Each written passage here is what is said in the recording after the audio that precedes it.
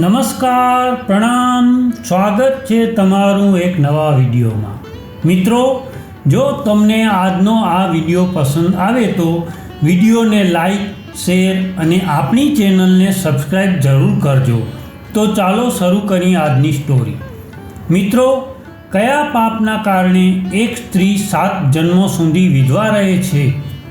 આજે હું તમને એક એવી સ્ત્રીની અદ્ભુત અને બોધ પ્રેરક વાર્તા સંભળાવવા જઈ રહ્યો છું, જેણે પોતાના કર્મોના ફળ સ્વરૂપે 7 જન્મો સુધી વિધવા થવાનું દુઃખ સહન કર્યું। આ વાર્તા ન કેવળ કર્મોના મહત્ત્વને સમજાવે છે, પરંતુ એ પણ શીખવાડે છે કે સાચી ભક્તિ અને પશ્ચાતાપથી આપણે આપણા પાપોમાંથી મુક્ત થઈ શકીએ છીએ।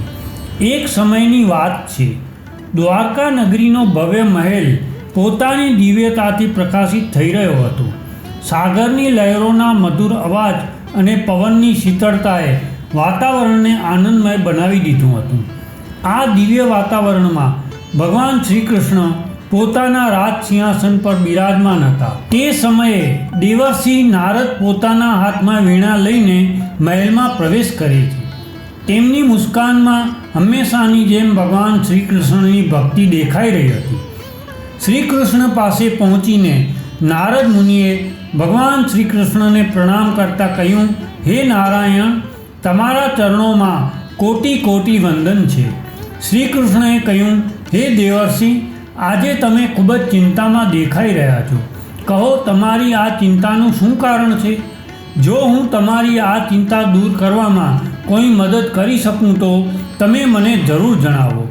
દેવર્ષિ નારદ કહે છે, હે પ્રભુ, તમે તો અંતર્યામી છો અને બધું જ જાણો છો। તેમ છતાં જો તમે મારા મોઢેથી મારી ચિંતાનું કારણ જાણવા માંગતા હો તો તમારો આ દાસ તમને બધી જ વાત વિગતથી જણાવશે। હે પ્રભુ, આજે મેં એક ખૂબ જ વિચિત્ર દૃશ્ય જોયું છે। આજે જ્યારે હું પૃથ્વીલોકનું ભ્રમણ કરી રહ્યો હતો ત્યારે મેં જોયું કે એક સ્ત્રી વૃક્ષની નીચે વિલાપ કરી રહી હતી। તે બિચારી યુવાનીમાં વિધવા થઈ ગઈ હતી। એક સાપના કરડવાથી તેના પતિનું મૃત્યુ થઈ ગયું હતું અને યમના દૂતો તેના પતિના આત્માને યમપુરી લઈ જઈ રહ્યા હતા। ત્યારે મેં તે યમદૂતોને પૂછ્યું, હે યમદૂતો, તમે કેમ આ બિચારી સ્ત્રીને યુવાનીમાં વિધવા કરી રહ્યા છો? પછી યમદૂતોએ મને કહ્યું, હે દેવર્ષિ, અમે તો યમરાજની આજ્ઞાનું પાલન કરી રહ્યા છીએ। આ જે સ્ત્રી છે તેના ભાગ્યોમાં વિધવા થવાનું જ લખ્યું છે, એટલા માટે તેના લગ્ન ઓછા આયુષ્યવાળા પુરુષ સાથે થયા હતા અને તેના માટે આ સ્ત્રી સ્વયં જ કારણભૂત છે। તે સ્ત્રીએ જે પાપ કર્યા છે તેનો દંડ તે ભોગવી રહી છે। આ સ્ત્રીને 7 જન્મો સુધી વિધવા રહેવાનો દંડ મળ્યો છે। યમદૂતોના મુખથી આ વાત સાંભળીને મને ખૂબ જ આશ્ચર્ય થયું। તે સ્ત્રીએ એવું કયું પાપ કર્યું હતું જેના કારણે તેને યુવાનીમાં જ વિધવા થવું પડ્યું? તે જાણવાની મારા મનમાં જિજ્ઞાસા થઈ। એટલા માટે હે પ્રભુ, હું તમારી પાસે આવ્યો છું। હે પ્રભુ, હવે તમે મને જણાવો કે એવું કયું પાપ છે કે જેને કરવાથી એક સ્ત્રીએ 7 જન્મો સુધી વિધવા થવું પડે છે? શ્રી કૃષ્ણએ મુસ્કુરાવીને જવાબ આપ્યો, હે દેવર્ષિ, તમે સારું કર્યું કે તમે અહીં આવી ગયા। તમારા પ્રશ્નના માધ્યમથી સમગ્ર સંસારને આ એક જ્ઞાન પણ પ્રાપ્ત થઈ જશે અને તમારી શંકા પણ દૂર થઈ જશે। પરંતુ હું તમને તે પાપના વિશે જણાવતા પહેલાં આ કથા એક પ્રાચીન કથા સંભળાવું છું। આ કથા સાંભળવાથી તમને તમારા બધા જ પ્રશ્નોનો જવાબ મળી જશે। જે સ્ત્રી આ કથાને સાંભળે છે તેના બધા જ પાપ નષ્ટ થઈ જાય છે અને તે યુવાનીમાં વિધવા થતી નથી। એટલા માટે દેવર્ષિ નારદ, તમે આ કથાને સાંભળીને તેનો પ્રચાર જરૂર કરજો, જેથી સંસારની બધી સ્ત્રીઓ આ કથાનો લાભ ઉઠાવી શકે। દેવર્ષિ નારદ કહે છે, હે પ્રભુ, તમારા મુખથી કથા સાંભળવી એ તો ખૂબ જ સૌભાગ્યની વાત। હું જરૂરથી આ કથાને ધ્યાનપૂર્વક સાંભળીશ અને તેનો ત્રણેય લોકમાં પ્રચાર કરીશ। શ્રી કૃષ્ણએ નારદજીની જિજ્ઞાસા જોઈને કહ્યું, હે નારદજી, આ કથા એક સ્ત્રીની છે જેણે પોતાના પાપોના કારણે 7 જન્મો સુધી વિધવા રહેવાનું દુઃખ ભોગવ્યું। આ કથા તમને એ શીખવશે કે કેવી રીતે આપણા કર્મો આપણા ભવિષ્યને પ્રભાવિત કરે છે, એટલે તેને ધ્યાનપૂર્વક સાંભળજો. પ્રાચીન સમયની વાત છે. શિવપુર નામના નગરમાં એક ધનવાન શેઠ પ્રેમદાસ રહેતા હતા. તેમની પત્ની માયાબેન, જે અત્યંત દયાળુ અને ધર્મપરાયણ અને ભગવાન શિવની અનન્ય ભક્ત હતી.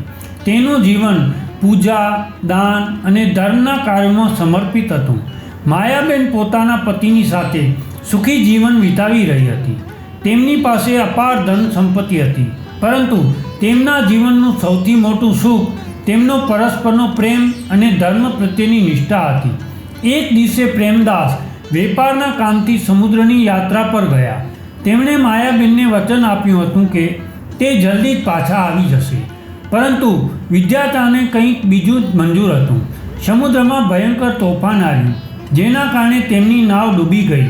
પ્રેમદાસે ભગવાનનું સ્મરણ કર્યું, પરંતુ તેમનો સમય આવી ગયો હતો. તેમની નાવ ડૂબવાના કારણે તેમની સાથે બધા જ વેપારીઓનું મૃત્યુ થયું. માયાબેનને જ્યારે આ દુઃખદ સમાચાર મળ્યા, ત્યારે તેનું જીવન શોકમાં ડૂબી ગયું. તેનું હૃદય તૂટી ગયું હતું. તેણે વિચાર્યું કે વિધાતાએ તેની સાથે આ અન્યાય કેમ કર્યો. ત્યારબાદ તેણે પોતાની બધી જ ધન સંપત્તિ ભગવાન શિવને અર્પણ કરવાનો નિર્ણય કર્યો અને શિવપુરના મંદિરમાં પૂજારીની પાસે જઈને તેમને કહ્યું, હે પૂજારીજી, મેં જીવનભર ધર્મનું પાલન કર્યું છે, પરંતુ હવે મારું જીવન શોકમાં ડૂબી ગયું છે. કૃપા કરીને મારી આ ધન સંપત્તિને ભગવાન શિવના ચરણોમાં અર્પણ કરો અને તેનો ધર્મના કાર્યમાં ઉપયોગ કરજો. પૂજારીજીએ તેની વ્યથાને સમજીને કહ્યું, હે માં, તમારો આ નિર્ણય ખૂબ જ પુણ્યનું કાર્ય છે. ભગવાન શિવ તમારા દુઃખને જરૂર દૂર કરશે અને તમને શાંતિ પ્રદાન કરશે. પરંતુ આ દાન કરવા છતાં પણ માયાબેનને શાંતિ મળી નહીં.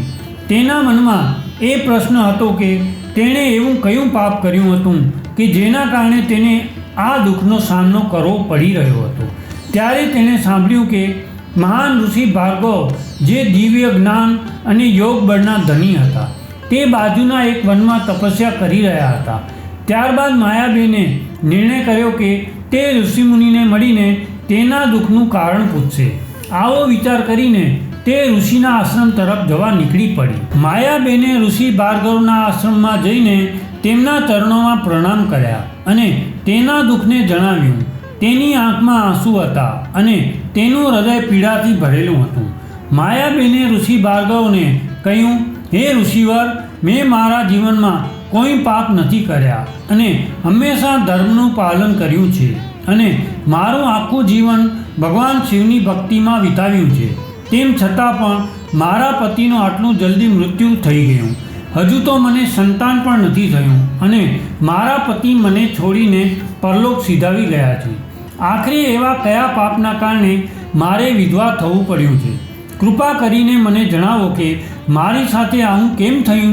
ઋષિ ભાર્ગવે તેની વાત ખૂબ જ ધ્યાનપૂર્વક સાંભળી અને કહ્યું, હે પુત્રી, મનુષ્યની સાથે જે કંઈ પણ થાય છે તે તેના ભાગ્ય મુજબ જ થાય છે. તેના ભાગ્યમાં જે લખેલું હોય છે તે જ થાય છે. તેને કોઈ બદલી શકતું નથી. પરંતુ તે મને પૂછ્યું છે તો હું તારા પાછલા જન્મોના રહસ્યોને જાણીને તને જણાવું છું. હું મારા યોગ બળની શક્તિથી તારા પૂર્વજન્મોના ઇતિહાસને જાણવાનો પ્રયત્ન કરું છું. ત્યારબાદ ઋષિ ભાર્ગવે પોતાની આંખો બંધ કરી અને ધ્યાનમાં મગ્ન થઈને માયાબેનના પૂર્વજન્મને જોવા લાગ્યા. થોડા સમય બાદ તેમણે પોતાની આંખો ખોલી અને બોલ્યા, હે પુત્રી, તારા પાછલા જન્મમાં કેટલાક એવા પાપ હતા જેના કારણે તારે આ જીવનમાં દુઃખ ભોગવવું પડી રહ્યું છે. હું તને તે બધા જન્મોની કથા સંભળાવું છું, જેનાથી તને તારા આ વર્તમાન દુઃખનું કારણ સમજમાં આવી જશે. ત્યારે માયાબેન બોલ્યા, હે મુનિવર, કૃપા કરીને મને મારા પૂર્વજન્મોની કથા જરૂર સંભળાવો. હું તે જાણવા માટે ઉત્સુક છું. ત્યારબાદ ઋષિ ભાર્ગવ કહે છે, હે પુત્રી, તારો પહેલો જન્મ સૂચિનગર નામના નગરમાં થયો હતો. તે સમયે તારું નામ ઉત્તરા હતું અને તું એક વિદ્વાન બ્રાહ્મણના પરિવારમાં જન્મી હતી. તે ધર્મપતિક નામના બ્રાહ્મણ સાથે લગ્ન કર્યા હતા, જે વેદોના જાણકાર અને ધર્મ પ્રત્યે અડગ હતા. તારું જીવન સુખમય હતું અને તે તારા પતિ સાથે મળીને ધર્મના અનેક કાર્ય કર્યા હતા. પરંતુ એક દિવસે ધર્મપથિક જંગલમાં સામગ્રી લેવા માટે ગયા હતા. ત્યારે તે સમયે આકાશમાંથી વીજળી પડવાના કારણે જંગલમાં આગ લાગી ગઈ. ત્યારે તે જંગલમાં લાગેલી આગમાં પડી ગયા અને તેમનું મૃત્યુ થઈ ગયું. તે આ જીવનમાં પણ ધર્મનું પાલન કર્યું હતું અને વિધવા થઈને ભગવાનની સેવામાં લીન થઈ ગઈ હતી. ઋષિ ભાર્ગવ કહે છે, પુત્રી, હવે તું તારા બીજા જન્મની કથા સાંભળ. બીજા જન્મમાં તે વૈશાલી નામના નગરમાં જન્મ લીધો હતો. તારું નામ મંદાકિની હતું અને તે વાણિજ્ય નામના ધનિક વેપારી સાથે લગ્ન કર્યા હતા. વાણિજ્ય કે વ્યાપારમાં ખૂબ જ સફળતા પ્રાપ્ત કરી હતી, પરંતુ ધનના લોભના કારણે તે વેપાર ધંધાની વૃદ્ધિ માટે હંમેશા યાત્રા કરતો હતો. એક દિવસે વેપાર માટે સમુદ્રની પાર જતા સમયે વાણિજ્ય કે મંદાકિનીને કહ્યું, પ્રિય મંદાકિની, હું વેપાર યાત્રા પૂરી કરીને જલ્દી પાછો આવી જઈશ અને ત્યારબાદ આપણે સુખપૂર્વક જીવન પસાર કરીશું. મંદાકિનીએ તેને વિદાય આપતા કહ્યું, સ્વામી, હું તમારી રક્ષા માટે ભગવાનને પ્રાર્થના કરું છું. તમે જલ્દી જ પાછા આવી જજો. પરંતુ તેની નાવ સમુદ્રમાં ભયંકર તોફાનમાં ફસાઈ ગઈ અને ત્યાં જ તેનું મૃત્યુ થઈ ગયું. તે આ જીવનમાં પણ ધર્મનું પાલન કર્યું હતું અને વિધવા રહીને ભગવાનની ભક્તિ કરી હતી. ઋષિ ભાર્ગવે કહ્યું, હે પુત્રી, હવે તું તારા ત્રીજા જન્મ વિશે સાંભળ. ત્રીજા જન્મમાં તે વારાણસીમાં કૌમુદી નામની એક બ્રાહ્મણ કન્યાના રૂપમાં જન્મ લીધો હતો. તારા લગ્ન સોમાશ્રય નામના બ્રાહ્મણ સાથે થયા હતા, જે વેદોના જાણકાર અને અગ્નિહોત્રના વિશેષજ્ઞ હતા. તારું જીવન સુખમય હતું, પરંતુ એક દિવસે યજ્ઞ દરમિયાન સોમાશ્રયને હૃદય રોગનો હુમલો થયો અને તેનું મૃત્યુ થઈ ગયું.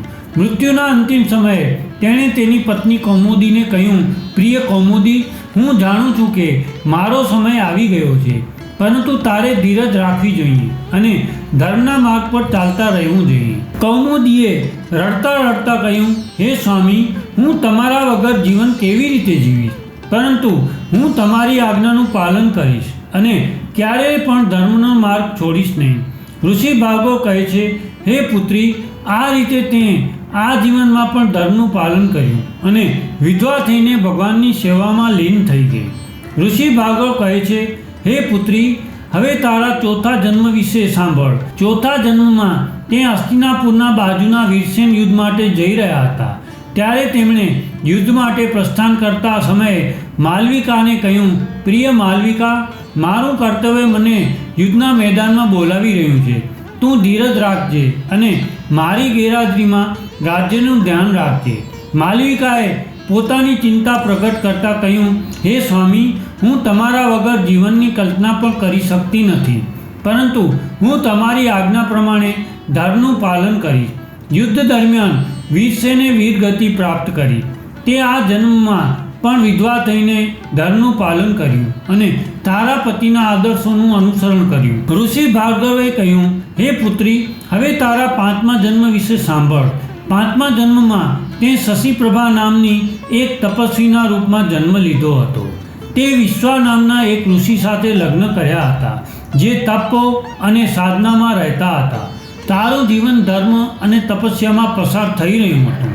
પરંતુ એક દિવસે જ્યારે ઋષિ ધ્યાનમાં હતા, ત્યારે એક ઝેરીલા સાપે તેમને ડંખ માર્યો અને તેમનું મૃત્યુ થઈ ગયું. તે આ જીવનમાં પણ વિધવા રહીને તપ અને ધર્મનું પાલન કર્યું હતું. વિશ્વા ઋષિએ અંતિમ સમયે શશિપ્રભાને કહ્યું, પ્રિય શશિપ્રભા, મારી તપસ્યા હવે પૂર્ણ થઈ ગઈ છે. તે હંમેશા મારો સાથ આપ્યો છે અને મારી તપસ્યામાં સહયોગ કર્યો છે. હું તને આગ્રહ કરું છું, તું આ જ રીતે ધર્મની સેવા કરતી રહેજે. શશિપ્રભાએ આંસુ ભરેલી આંખે કહ્યું, હે ઋષિવર, તમારા વગર આ તપસ્યાનો માર્ગ ખૂબ જ કઠિન હશે, પરંતુ હું તમારી આજ્ઞાનું પાલન કરીશ. ઋષિ ભાર્ગવ કહેવા લાગ્યા, હે પુત્રી, હવે હું તને તારા છઠ્ઠા જન્મ વિશે જણાવું છું. છઠ્ઠા જન્મમાં તે અયોધ્યાના એક વેપારીને ત્યાં સુરંદરીના રૂપમાં જન્મ લીધો હતો. તારા લગ્ન વસુદેવ નામના વેપારી સાથે થયા હતા, જે વેપારમાં ખૂબ જ સફળ હતા. તારું જીવન સુખમય હતું, પરંતુ એક દિવસે વસુદેવનો રથ એક ખૂબ જ ઊંડી ખાઈમાં પડી ગયો અને તેનું મૃત્યુ થઈ ગયું. તે આ જન્મમાં પણ વિધવા થઈને ભગવાનની ભક્તિ કરી હતી અને ધર્મનું પાલન કર્યું હતું. ઋષિ ભાર્ગવે કહ્યું, હે પુત્રી, હવે મેં તને તારા 6 જન્મ વિશે જણાવ્યું છે. હવે હું તને તારા એ જન્મ વિશે જણાવું છું જે આ 6 જન્મ પહેલાં થયો હતો. તે જન્મમાં તે એવું પાપ કર્યું હતું જેના કારણે તારે 7 જન્મો સુધી વિધવા રહેવું પડ્યું. એટલા માટે હવે તે જન્મ વિશે તું ધ્યાનથી સાંભળજે. ઋષિ ભાર્ગવે કહેવાનું શરૂ કર્યું, હે પુત્રી, તારા એ જન્મમાં તું અવંતિકા નામના એક નગરમાં એક ધનવાન વેપારીની દીકરી હતી. તારું નામ વાસંતી હતું. વાસંતી ખૂબ જ સુંદર હતી, પરંતુ તેની સુંદરતાની સાથે સાથે તેનામાં અહંકાર, લાલચ અને કઠોરતા પણ હતી. તેણે ક્યારેય ધર્મ અને મર્યાદાનું પાલન નહોતું કર્યું અને હંમેશા તે પોતાના સુખ અને ઈચ્છાઓને પૂરા કરવામાં લાગી રહી. હે પુત્રી, હવે તું વાસંતીની કથાને સાંભળજે. વાસંતીના પિતાએ તેના લગ્ન એક અત્યંત ગુણવાન, ધર્મપરાયણ અને સદાચારી યુવક ધર્મપાલ સાથે કર્યા. ધર્મપાલ સત્યવાદી, દયાળુ અને ભગવાનના અનન્ય ભક્ત હતા. તે હંમેશા વાસંતીને સન્માન આપતા હતા અને તેને સુખી રાખવાનો પ્રયત્ન કરતા હતા. પરંતુ વાસંતીને તેમનો આ ધાર્મિક અને સરળ સ્વભાવ પસંદ ન હતો. તે હંમેશા તેમનાથી અસંતુષ્ટ રહેતી અને તેમનું અપમાન કરતી હતી. એક દિવસે વાસંતીએ ધર્મપાલને ગુસ્સામાં આવીને કહ્યું, તમારી આ ધાર્મિકતા અને સાદગી મને બિલકુલ પસંદ નથી. ન તમારી પાસે ધન છે અને ના તમે મને એ સુખ આપી શકો છો જેની હકદાર છું. હું આ નીરસ જીવનથી તંગ આવી ગઈ છું. ધર્મપાલે ખૂબ જ શાંતિથી જવાબ આપ્યો, વાસંતી, ધન અને સુખ સુવિધાઓ જીવનનો સાર નથી. સાચું સુખ ધર્મ અને સત્યના માર્ગ પર ચાલવાથી મળે છે. હું તને સાંસારિક સુખ આપવામાં ભલે અસમર્થ છું, પરંતુ હું તારા પ્રત્યે સાચો અને સમર્પિત છું. પરંતુ વાસંતીએ તેમની આ વાતોને અવગણી દીધી અને પોતાના મનમાં તેમના પ્રત્યે વધારે કડવાશ ભરી લીધી. થોડા સમય બાદ વાસંતીની મુલાકાત એક ધનવાન અને આકર્ષક યુવક વિક્રમની સાથે થઈ. વિક્રમ પોતાના ધન અને ઐશ્વર્ય માટે પ્રસિદ્ધ હતો, પરંતુ તેનું ચરિત્ર દૂષિત હતું. વાસંતી વિક્રમની ધન દોલતથી પ્રભાવિત થઈને તેના પ્રત્યે આકર્ષિત થઈ ગઈ હતી. પછી એક દિવસે વાસંતીએ તેના પતિ ધર્મપાલને ગુસ્સામાં કહ્યું, હું તમારી સાથે એક ક્ષણ માટે પણ હવે નહીં રહી શકું.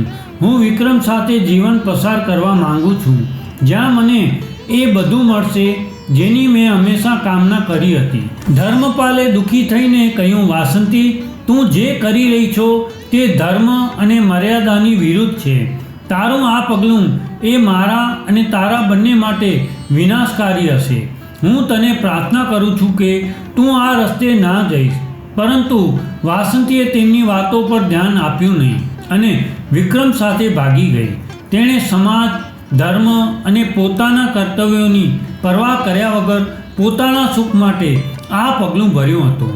વાસંતી વિક્રમની સાથે તેના આલિશાન ઘરની અંદર રહેવા લાગી. વિક્રમ વાસંતીને પ્રેમ નહોતો કરતો, પરંતુ ફક્ત તેનો ઉપયોગ કરવા માંગતો હતો. તેણે વાસંતીની મૂર્ખતાનો ફાયદો ઉઠાવીને તેની સાથે અનેકવાર શારીરિક સંબંધ બાંધ્યા. પરંતુ વાસંતી એ નહોતી જાણતી કે વિક્રમ ફક્ત તેનો ઉપયોગ કરી રહ્યો છે.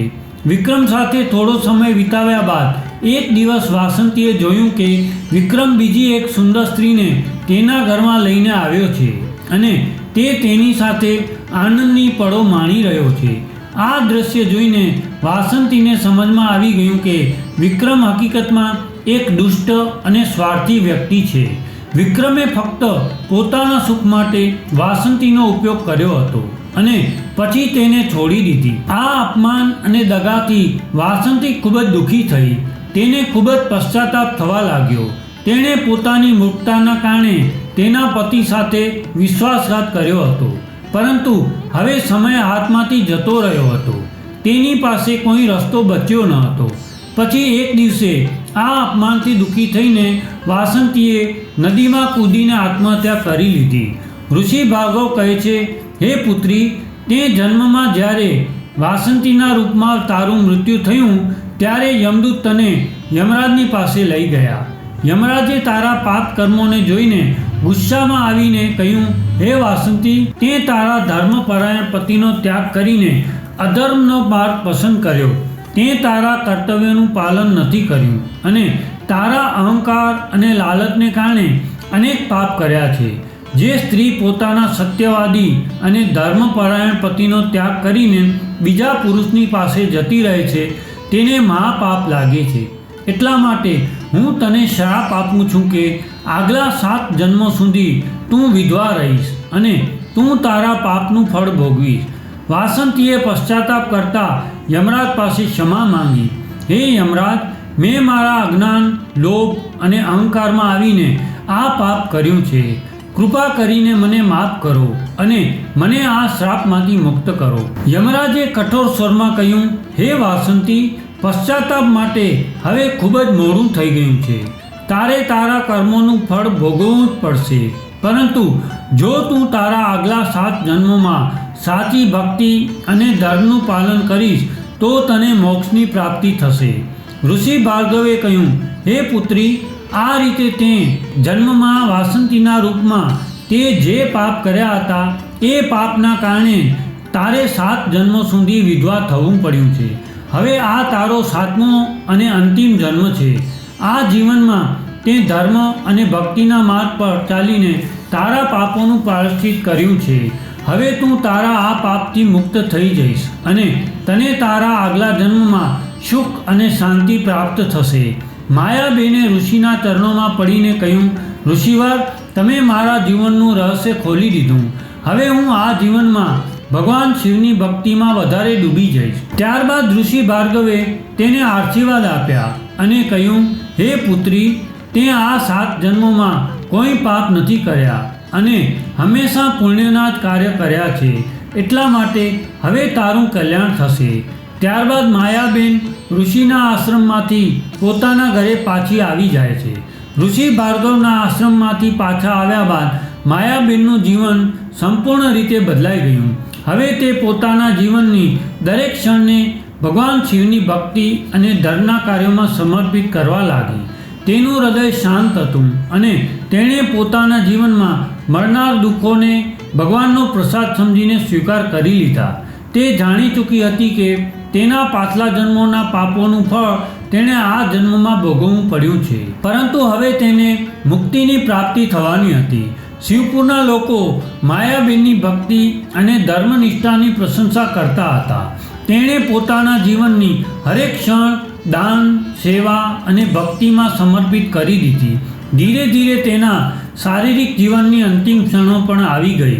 પોતાના અંતિમ સમયમાં પણ માયાબેને ભગવાન શિવનું સ્મરણ કર્યું અને તેમના ચરણોમાં પોતાના જીવનને સમર્પિત કરી દીધું. માયાબેને પોતાની અંતિમ ક્ષણોમાં તેની આસપાસના લોકોને કહ્યું, મારા પ્રિયજનો, મેં મારા જીવનમાં જે કંઈ પણ શીખ્યું છે તે એ છે કે ધર્મ અને સત્યનો માર્ગ જ સાચો માર્ગ છે. ભગવાન શિવની કૃપાથી મને આ જીવનમાં મારા પાપોનું પ્રાયશ્ચિત કરવાનો અવસર મળ્યો. હું તમને બધાને એ જ આગ્રહ કરું છું કે તમે પણ તમારા જીવનમાં ધર્મનું પાલન કરો અને ભગવાનની ભક્તિમાં લીન રહો. પછી ભગવાન શિવના નામનું ઉચ્ચારણ કરતા માયાબેને આ સંસારમાંથી વિદાય લઈ લીધી. જેવું જ તેનું જીવન સમાપ્ત થયું ત્યારે તેનો આત્મા એક દિવ્ય પ્રકાશમાં વિલીન થઈ ગયો અને તેને મોક્ષની પ્રાપ્તિ થઈ. તેના પાછલા જન્મના બધા જ પાપ સમાપ્ત થઈ ગયા અને તેણે પોતાના આત્માની શાંતિ માટે ભગવાન શિવના પરમધામમાં સ્થાન પ્રાપ્ત કરી લીધું. કથા સમાપ્ત કરતા શ્રી કૃષ્ણએ દેવર્ષિ નારદને કહ્યું, દેવર્ષિ, આ કથા એ વાતનું પ્રમાણ છે કે મનુષ્યએ તેમના કર્મોનું ફળ જરૂર ભોગવવું પડે છે, પરંતુ ધર્મ અને ભક્તિ મનુષ્યને મુક્તિ તરફ લઈ જાય છે. માયાબેને પોતાના પાપોનું પ્રાયશ્ચિત કરી લીધું અને હવે તે તેના આગલા જન્મમાં સુખ અને શાંતિ પ્રાપ્ત કરશે. નારદ મુનિએ ભગવાન શ્રી કૃષ્ણના ચરણોમાં પોતાનું મસ્તક નમાવીને કહ્યું, હે માધવ, તમારી કથાથી મને મહાન પ્રેરણા પ્રાપ્ત થઈ છે. હું તેને જરૂરથી બીજાને સંભળાવીને ધર્મનો પ્રચાર કરીશ. તો આ કથા આપણને એ શીખવે છે કે આપણને આપણા કર્મોનું ફળ જરૂર મળે છે, પરંતુ ભગવાનની ભક્તિ અને ધર્મનું પાલન કરવાથી દરેક પ્રકારના પાપમાંથી મુક્તિ પણ મળે છે. તો મિત્રો, આશા રાખું છું કે તમને આ વિડીયો પસંદ આવ્યો હશે. જો વિડીયો ગમ્યો હોય તો વિડીયોને લાઈક, શેર અને આપણી ચેનલને સબસ્ક્રાઈબ જરૂર કરજો. તો મળીએ નવા વિડીયોમાં. જય શ્રી કૃષ્ણ.